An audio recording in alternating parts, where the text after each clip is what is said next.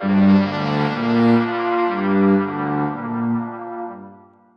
let's unpack this. Imagine an ancient face, perfectly symmetrical, regal, with a gaze that has captivated millions for, gosh, over a century now. A symbol not just of beauty, but of immense power, and an entire revolution in art and religion that really reshaped a civilization. That's what we're diving into today, the Nefertiti bust. And our mission isn't just to sort of admire its surface beauty. We want to go far beyond that, exploring the surprising facts and profound insights hidden within the layers of its creation, its purpose, and its enduring, sometimes contentious legacy. We've pulled from a really rich tapestry of sources here, from, detailed historical accounts of his discovery to deep art analyses and really compelling cultural commentary, all contributing to a truly rich and nuanced understanding. So get ready, because we're about to set the stage for understanding not just a sculpture, but an entire pivotal era that shook ancient Egypt right to its core. It's absolutely fascinating because this isn't merely a beautiful object to be admired from afar, right? It's a profound cultural artifact. It speaks volumes about a radical, almost unprecedented moment in human history. It's more than just a snapshot. It's a living testament to this dramatic, fleeting shift, not only in artistic expression, but in the very fabric of religious and political landscapes of one of the world's greatest ancient civilizations. As we connect this to the bigger picture, you'll see why it continues to resonate, provoke discussion, and even spark legal debates today, millennia after its creation. It really is a powerful window into a turbulent yet incredibly innovative period that redefined ancient Egypt, if only for a short while. Absolutely. So let's begin by truly seeing this icon. Let's try and visualize it together. When you think of the Nefertiti bust, what immediately springs to mind? For most people, I guess it's a distinct, almost impossibly tall blue headdress, right? And the elegant, poised expression and just this sense of timeless, almost ethereal beauty. This remarkable piece, it's a true masterpiece, created around 1345 BCE, that firmly places it in ancient Egypt's illustrious New Kingdom, specifically the 18th dynasty. And it stands about 50 centimeters high, so roughly 20 inches. It makes it quite a substantial and commanding presence. It was designed to be seen, to impress. And its construction is utterly fascinating. It's not a solid piece of stone, like you might imagine. It's actually crafted from a sturdy limestone core, then meticulously covered with a fine plaster layer, and then brought to life with those vibrant, striking colored pigments that have, amazingly, largely withstood the test of time. It gives it this breathtakingly lifelike appearance. And of course, the subject is none other than Queen Nefertiti herself, the great royal wife of Pharaoh Akhenaten, a name just synonymous with beauty and power. Today you can find this irreplaceable masterpiece housed prominently in Berlin's News Museum. It draws millions of visitors every year, all captivated by its serene yet commanding presence. And when you look at it close, really look, what truly sets the Nefertiti bust apart, what makes it so revolutionary for its time, is its extraordinary balance. It's this balance between realism and idealism. Now, if you think about traditional ancient Egyptian portraiture, it often leaned heavily towards rigid, almost formulaic idealism. You know the type. Figures often depicted in stiff, timeless poses, emphasizing divine power or an unchanging societal order rather than, individual personality. But Nefertiti's face, it exhibits this stunning, almost paradoxical blend. You can actually observe delicate, almost human facial lines, the subtle, alluring curve of her lips, maybe even a hint of a dimple near her mouth, features that convey a natural, almost individual human quality. Yet these intensely personal details are harmoniously integrated with an idealized perfect beauty, a flawlessly symmetrical face, a serene expression, and almost divine grace. This duality was genuinely unusual for the period.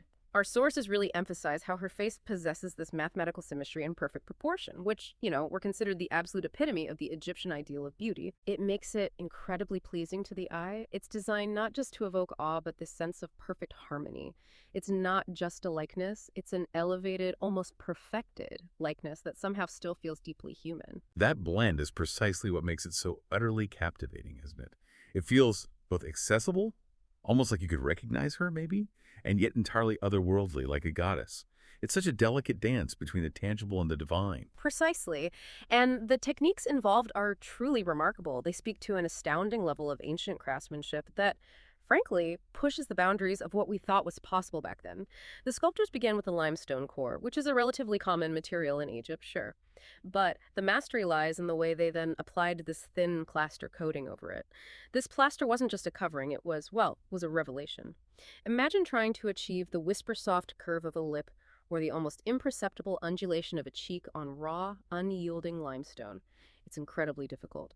The plaster provided a canvas of unparalleled smoothness, allowing Thutmose's artists to work with a delicacy that would have been pretty much impossible on stone alone. It let them truly capture the ephemeral quality of living skin and the nuanced expressions we see. Then there's the intricate painting work, the vibrant, almost electric blue of the headdress, adorned with those distinctive gold stripes, and the broad, elaborate collar. These weren't just decorative choices, they were powerful symbols of Nefertiti's regal status, and they reflected the high fashion of the period. They convey royalty, immense prestige, and a connection to the divine. Every color, every line was meticulously chosen and applied. And the eyes. Particularly the eyes. They just draw you in. There's something almost unnervingly lifelike about them. Indeed, it's one of the most remarkable details. The right eye's iris is crafted from a piece of dark, polished rock crystal, meticulously fixed into place with just a dab of dark wax. This choice adds an astonishing level of realism. It creates this captivating gaze that seems to follow you, imparting a sense of intelligence and depth. However, and this is where the mystery really deepens, the left eye remains famously incomplete. It lacks the rock crystal iris and its surrounding detailing. This has fueled an ongoing, quite spirited debate among art historians and Egyptologists that continues to this day. We still don't really know for sure. Was the bust simply unfinished? Maybe a model or reference piece that just didn't require completion for its intended workshop purpose? Or maybe something else. Or was the missing eye a deliberate, artistic, or even symbolic choice? The theories range quite widely. Some suggest it was maybe an instructional piece for apprentices in the workshop, not meant for public display, so a finished eye wasn't necessary, just a teaching tool. Others posit a more symbolic meaning, perhaps related to a specific religious ritual, or maybe even an intentional representation of an inner spiritual vision, something transcending mere physical sight. Then there's the more prosaic theory that it was simply damaged, or maybe that the rock crystal for that eye was lost or just never installed. The fact that we still grapple with this fundamental detail with no definitive answer, well, it only adds to its allure and keeps scholars endlessly engaged. That's utterly fascinating. It's a real testament to its enduring power that we're still debating such a fundamental detail centuries later. It hints at a secret language hidden within the sculpture. But the bust's journey from an ancient workshop in a forgotten city to a global icon recognized the world over, that's a story in itself. Its dramatic rediscovery truly put it back on the world stage, almost as if it had been waiting to reveal itself again. It was found back in 1912 by a German archaeological team led by the renowned Egyptologist Ludwig Borchardt. And this wasn't some random find in a tomb. The location of this incredible discovery was within the very workshop of the royal sculptor Thutmose, nestled in the ancient city of Amarna, a city that was itself a brief but really monumental experiment in Egyptian history. The moment it was unearthed, it immediately sparked immense interest, a sense of awe that echoed across archaeological circles and then quickly spread to the public. Its discovery didn't just add another invaluable piece to the puzzle of ancient Egypt. It almost single-handedly revitalized global interest in ancient Egyptian art and culture. It really brought it back into the public consciousness with a dramatic flourish. Almost overnight, Nefertiti, embodied by this exquisite bust, was propelled into popular culture. She swiftly became recognized as a timeless icon of beauty, elegance, and enigmatic power. And that immediate widespread fascination, this almost instant celebrity status, it does raise an important question, doesn't it? Why was this bust so different, so uniquely captivating compared to other Egyptian artifacts of its time? What does its unique aesthetic tell us about the revolutionary period it came from? And why did it stand out so dramatically then and continue to do so now, influencing art and culture? The answers, as you'll discover, lie deep within the tumultuous, often turbulent history of the Amarna period itself. Its story of a queen, a pharaoh, and a profound societal upheaval. That's a perfect segue, because now we shift our focus from the exquisite artifact itself to the powerful, enigmatic woman it represents and the truly turbulent revolutionary era she lived in. Nefertiti was no ordinary queen. She was Pharaoh Akhenaten's great royal wife, and a central, exceptionally powerful figure in one of ancient Egypt's most radical and revolutionary periods, a time often referred to as the Amarna Revolution. Historians have even put forward some compelling theories suggesting she might have wielded such immense influence that she could have ruled as a co-pharaoh for a period, or maybe even as pharaoh in her own right under a different name, which is an extraordinary and almost unprecedented position for a woman in that, well, patriarchal society. When we look at the bust, its idealized beauty serves to emphasize her powerful position, subtly but clearly symbolizing her near-divine status. This is more than just a beautiful portrait. It was a profound form of royal legitimization, almost a visual statement of her undeniable authority and her sacred connection to the divine. absolutely essential in a time of profound and disorienting change. And to fully grasp Nefertiti's monumental role and the bust's profound significance, we really must understand the crucial historical context of the Amarna period, particularly Akhenaten's radical religious reforms. This wasn't just a minor adjustment or, a shift in religious emphasis. This was a dramatic, sweeping shift in Egypt's traditional religious beliefs, one that directly challenged millennia of established tradition. For centuries, Egypt had practiced a complex, intricate polytheistic religion, worshipping a vast pantheon of gods. The cult of Amun-Ra in Thebes was dominant, wielding immense power and wealth. Akhenaten, however, initiated a revolutionary, almost shocking move towards the monotheistic worship of a single deity, the sun-disk god Acheton. Just one god. Just one god. And this wasn't merely a change in preferred deity, it caused immense disruptive societal upheaval. Traditional temples dedicated to various gods were closed down, often violently. The powerful Ammon priesthood, which had accumulated vast wealth and immense political influence over generations, saw its power and privileges significantly reduced almost overnight. That sparked deep resentment. And perhaps most dramatically, the capital was deliberately relocated from the ancient sacred city of Thebes to a completely new city, purpose-built in the desert and dedicated entirely to Aten, Akhetaten, now known as Amarna. This was a deliberate break from the past, a fresh start under the new god. Wow. So a completely new city, a new god, a new artistic style that's not just monumental, that's an attempt to completely re-engineer a civilization from the ground up. What was Nefertiti's actual involvement in all this? Was she just sort of a royal consort along for the ride or an active participant? Oh, she was far from a mere consort. Our sources strongly emphasize her as a key supporter and an incredibly active participant in this religious transformation. She stood shoulder to shoulder with Akhenaten. She is frequently depicted alongside him in temples dedicated to Aten, often in scenes that would typically feature only the pharaoh, performing sacred rituals or receiving divine blessings. Really? That's unusual. Very unusual. These depictions aren't just symbolic, they underscore her unique and powerful role in this new religious order. They suggest she held a priestly role herself, possibly as the chief priestess of Aten. This wasn't just a pharaoh's decree, it was a royal family's collective endeavor, with Nefertiti at its very heart, solidifying the legitimacy of the Aten cult. Her image was absolutely integral to the new theology. And what were the broader political and social conditions like during this radical Amarna period?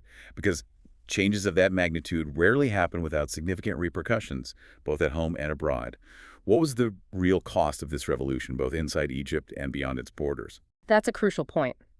Our sources characterize this era as profoundly turbulent, both domestically and internationally for Egypt. Akhenaten's religious reforms, as radical and revolutionary as they were, deeply disturbed the established traditional power structures, especially, as we mentioned, the powerful and entrenched Ammon priesthood. Their vast influence and wealth were directly challenged, leading to significant resistance, resentment, and maybe even outright rebellion in some regions. This internal friction, this deep-seated opposition, meant that after Akhenaten's death, there was an almost immediate and forceful reversal of his reforms. So it didn't last. No, it didn't. His successors, particularly Tutankhamun and later Horemheb, systematically dismantled Atenism.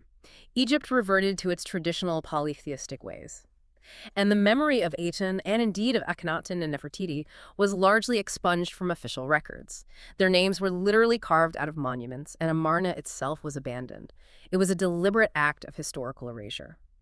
In this highly volatile context, the Nefertiti bust can also be explored through the compelling theory that it functioned as a sophisticated form of royal propaganda.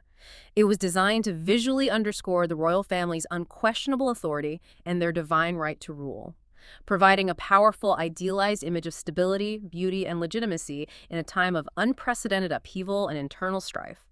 It was a statement of unwavering power and an undeniable right in a deeply volatile political climate. So what does this all mean for understanding the bust, then? It's not just a pretty face to admire. It's a profound political and religious statement, a reflection of a complete societal shakeup. It embodied the very essence of that radical era, a visual manifesto for a new world order. Exactly. The bust isn't merely an artistic marvel. It's a historical document in sculpted form. It tells this captivating story of ambition, of religious revolution, and the intricate dance between spiritual belief and temporal power. A dance that ultimately proved unsustainable but left behind this extraordinary testament.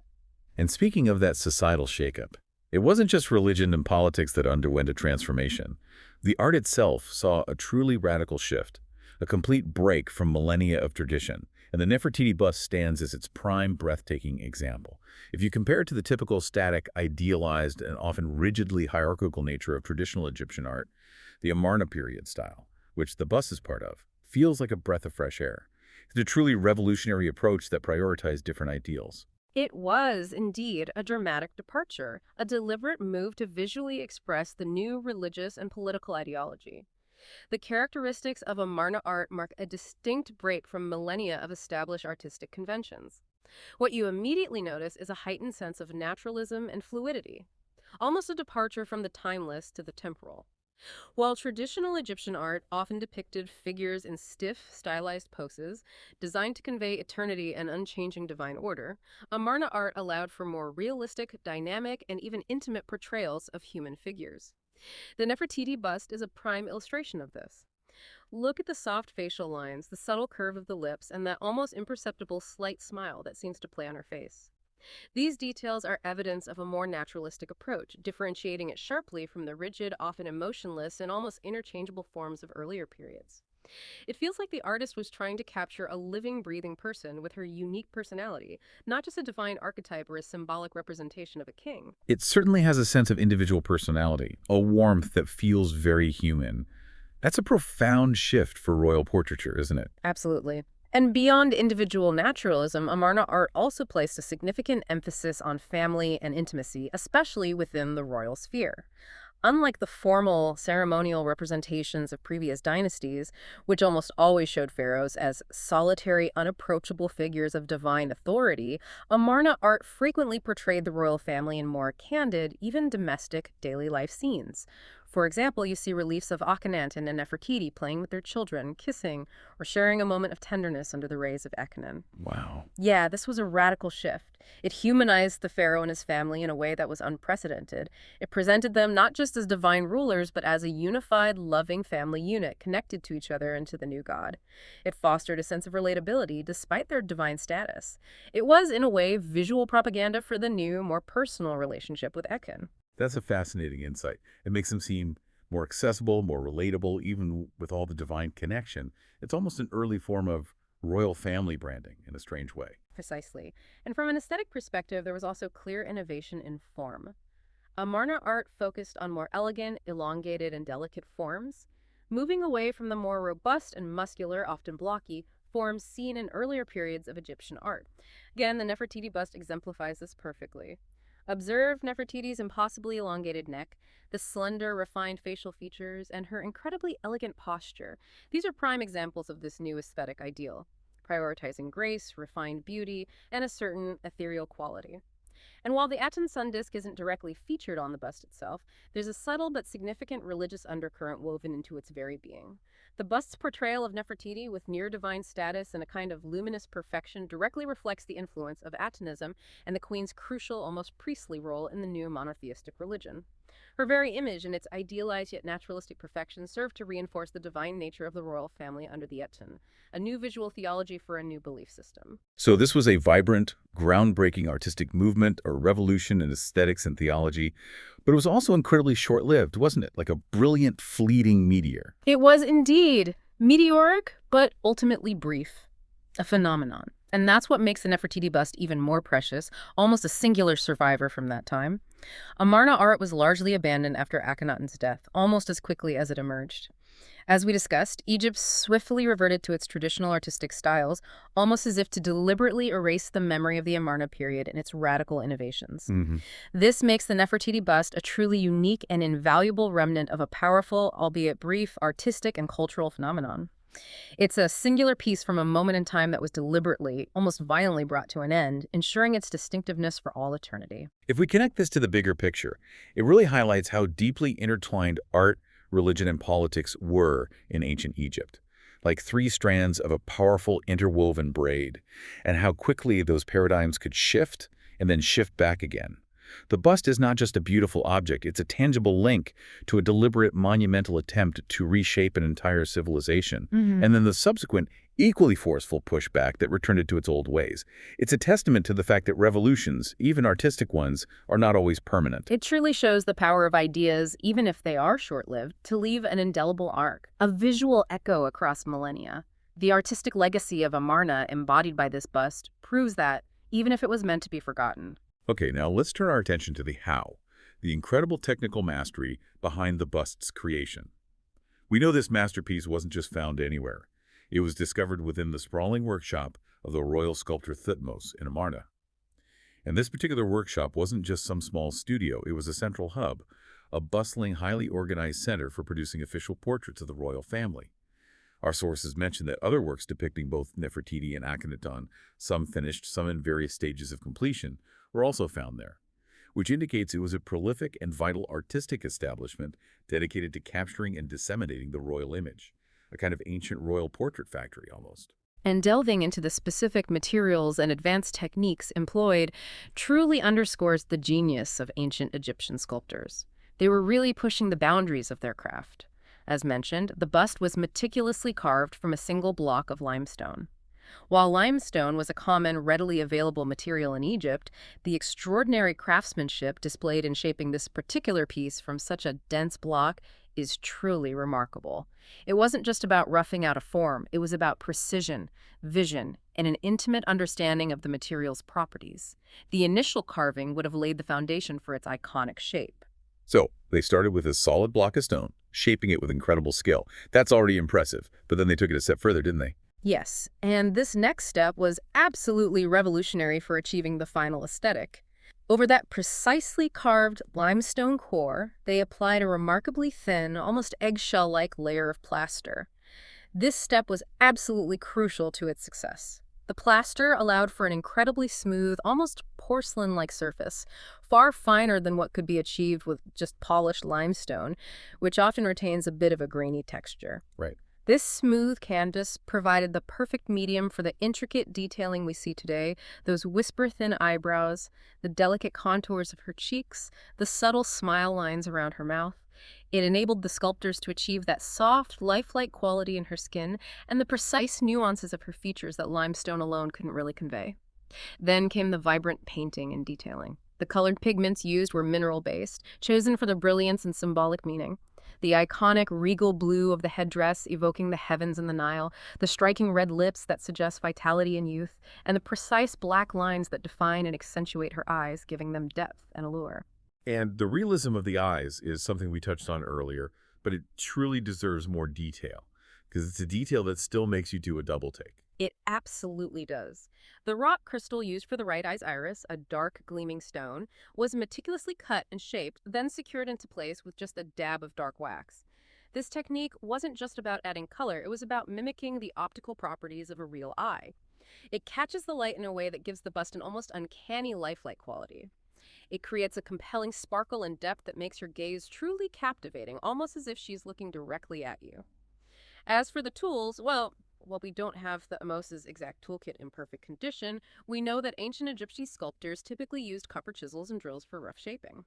Copper is relatively soft, but effective with skilled application. They used stone hammers for striking and breaking off larger pieces, and various abrasive materials like quartz sand or ground sandstone for refining and smoothing surfaces. To achieve the level of detail seen in the Nefertiti bust, for instance, the precise curves of the eyebrows, the delicate nostrils, or the subtle contours of the nose would have required immense skill, endless patience, and an absolute mastery of these relatively rudimentary tools. It was a painstaking, labor-intensive process, requiring incredible dexterity and a profound understanding of form. Here's where it gets really interesting. The level of craftsmanship is just astounding, especially when you consider the tools they had back then. It makes you wonder how long it took, how many skilled artisans contributed to it, and, how many attempts it might have taken to achieve such perfection. And that leads us straight to the purpose of the work, which remains one of the most fascinating, unanswered questions, fueling scholarly debate even now. Given its discovery in Thutmose's workshop, surrounded by other unfinished and finished royal portraits, the most prominent theory suggests it served primarily as an artistic model or master reference piece. A template, sort of. Exactly. It might have been a foundational template for other sculptors to reproduce royal figures accurately and consistently, ensuring a unified royal image across different projects throughout Egypt. This would logically explain why it might have been left unfinished in terms of the missing left eye. As a functional workshop model meant for study and replication, a finished eye wasn't strictly necessary. It was a tool, not a finished public monument. But are there other theories besides it simply being a workshop model? What else might it have been intended for? Absolutely, the possibilities are intriguing. Another significant possibility is that it had a more direct religious or ritual use. Perhaps it was intended for ceremonial purposes within the new Aton temples in Amarna, maybe to be placed on an altar or in a niche. Even without directly featuring the Aton sun disk, its idealized beauty and the queen's near-divine status would certainly lend themselves to a cultic context as a focus of worship or offerings. A third theory suggests it functioned primarily as a powerful propaganda tool designed for public display to glorify Nefertiti's beauty and reinforce the royal family's power and legitimacy during that period of significant religious and political upheaval. Right, projecting that perfect image. Exactly. In this view, its perfection would project an image of unwavering authority and divine right. And again, the mystery of the missing left eye often comes back into this discussion. Does it signify an unfinished work intended for further embellishment for public display, or did it have a specific symbolic meaning related to the bust being a workshop model, where such a detail might be omitted for practical reasons? The debate continues, adding layers to its allure, reminding us that even the most famous artifacts can still hold secrets. It's incredible that even with such a profoundly studied artifact, we're still piecing together its exact original purpose centuries later. That mystery, combined with the sheer technical skill involved and the turbulent era it represents, makes it truly an object of endless fascination. A historical puzzle with a stunning face. Indeed. The blend of unparalleled artistry, complex historical context, and ongoing scholarly debate ensures the Nefertiti bust remains a central subject of study and admiration, a silent witness to a revolution. So we've journeyed through its groundbreaking creation, its complex historical context, and the revolutionary art movement it embodies. Now let's bring the discussion into the modern era, because the Nefertiti bust isn't just ancient history confined to a museum. It's a living artifact, constantly sparking conversations and debates and influencing our world today. Its status today is dual, both a profoundly significant art piece and a powerful, enduring cultural symbol that continues to resonate globally. And in the modern world, perhaps the most prominent and passionate discussion surrounding the bust involves cultural heritage debates. Specifically concerning its repatriation, its return to Egypt. Egypt has consistently and strongly asserted its claim for the bust's return, arguing that it was acquired through what they describe as colonial methods back in 1912. They suggest an unfair or, well, illegitimate acquisition process occurred during a time of less regulated archaeological practice, where foreign expeditions often had significant leverage. Their argument often centers on the idea that national treasures, especially those of such immense cultural and historical significance, should reside in their country of origin, where they can best be understood within their original cultural context by their own people. So what's Germany's counter-argument to that strong claim? How do they defend their possession of such a coveted piece? Well, Germany, for its part, maintains that the bust was legally acquired at the time of its discovery under the prevailing laws and agreements of the early 20th century. They argue that Ludwig Borchart's team fully complied with the then-existing division protocols for archaeological finds known as partage. They emphasize that the bust is now properly preserved, conserved, and magnificently exhibited in the News Museum in Berlin, where it is meticulously cared for by expert conservators. They contend that it is accessible to a vast international audience of millions annually, contributing to a global understanding of ancient Egyptian culture, and that its current location allows for its continued study and protection. This is a really complex debate with broader implications. It touches on fundamental questions about the ownership of cultural artifacts, the ethics of archaeological excavation in colonial contexts, and the evolving role of museums in preserving and interpreting global heritage. It's a nuanced discussion with valid historical, legal, and ethical arguments on both sides, and it's one that extends far beyond just this one bust and impacts countless artifacts around the world. It certainly is a conversation that extends far beyond just this one bust. It raises profound questions about history, justice, and cultural identity. But aside from the repatriation debate, the bust has also cemented its place firmly in popular culture, hasn't it? It seems to pop up everywhere. Oh, absolutely. Its striking beauty and mysterious, serene expression have propelled it into an iconic status across various mediums, far beyond academic circles. You see its direct influence in high fashion, with designers drawing inspiration from its elegant lines and distinctive headdress, creating modern silhouettes that echo its ancient grace. It has appeared countless times in cinema, often as a potent symbol of ancient mystique, timeless timeless beauty or even as a representation of hidden power. And in general popular culture, it's just a widely recognized image, almost universally understood as a symbol of ancient Egypt, of beauty, and even of powerful female leadership. Its visual power continues to inspire contemporary art and media, influencing everything from graphic design and advertising to social media aesthetics and even video games. It has truly transcended its origins to become a global cultural touchstone. And what about its contribution to art history itself? Beyond its visual appeal and cultural ubiquity, how does it fundamentally shape our understanding of art and artistic movements? In art history, the Nefertiti bust is invaluable. It serves as a pivotal key to understanding the aesthetic and technical achievements of ancient Egyptian art, particularly highlighting the unique and revolutionary Amarna period. It provides concrete, undeniable evidence of a radical artistic shift, showcasing a level of naturalism and stylistic innovation that deliberately broke centuries of tradition. It proves that even the most rigid artistic conventions could be challenged and transformed. Furthermore, it holds significant importance in ongoing academic and public debates about the representation of female figures throughout art history. Its portrayal of Nefertiti powerful, beautiful, idealized, yet strikingly naturalistic ties into broader themes of feminism and powerful female leadership across millennia.